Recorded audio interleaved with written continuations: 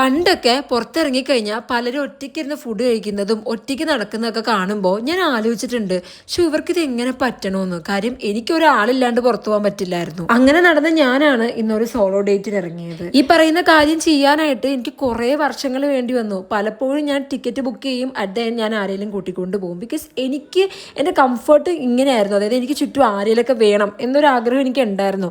പക്ഷേ at the end നമ്മൾ അങ്ങനെ എല്ലാവരും നമുക്ക് ചുറ്റും വേണമെന്ന് വിചാരിച്ചിരുന്നാൽ നമുക്ക് ലൈഫിൽ നമ്മൾ ഉദ്ദേശിക്കുന്ന പോലെ ഒന്നും പോകത്തില്ല.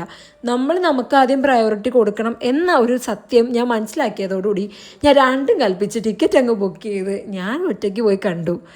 ട്രസ്റ്റ് മീ ഗൈസ്, ഇപ്പോഴും സോളോ ഡേറ്റിന് പോകാൻ ആഗ്രഹമുണ്ട്. പക്ഷേ എന്നെ പോലെ മടിച്ചിരുന്ന് നിങ്ങളുടെ സന്തോഷം നിങ്ങൾ ഇല്ലാണ്ടാക്കരുത്. അതായത് നമ്മൾ ഒറ്റയ്ക്ക് ഒരു സ്ഥലത്ത് പോയി ഭക്ഷണം കഴിക്കുന്നതും മൂവി കാണുന്നതും കറങ്ങി നടക്കുന്നതും നമ്മളെ കൊണ്ട് തന്നെ കണക്ട് ചെയ്യിക്കുന്നതാണ്. സോ നമുക്ക് നമ്മളോടുള്ള ഇഷ്ടം കൂടുകയുള്ളൂ, കുറയത്തില്ല.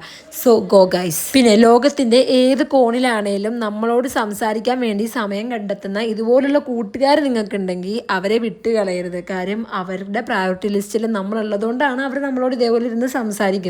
അപ്പോൾ ഇത്രേ ഉള്ളൂ. ഇനിയിപ്പോൾ വാഴ കാണാൻ കൂട്ടില്ല, അത് കാണാൻ കൂട്ടില്ല എന്നും പറഞ്ഞുകൊണ്ട് ഒന്നും വേണ്ടെന്ന് വെക്കേണ്ട. ഒറ്റയ്ക്ക് പോയി അങ്ങ് അടിച്ചു പൊളിക്കാം. അത്രേ ഉള്ളൂ. Bye bye.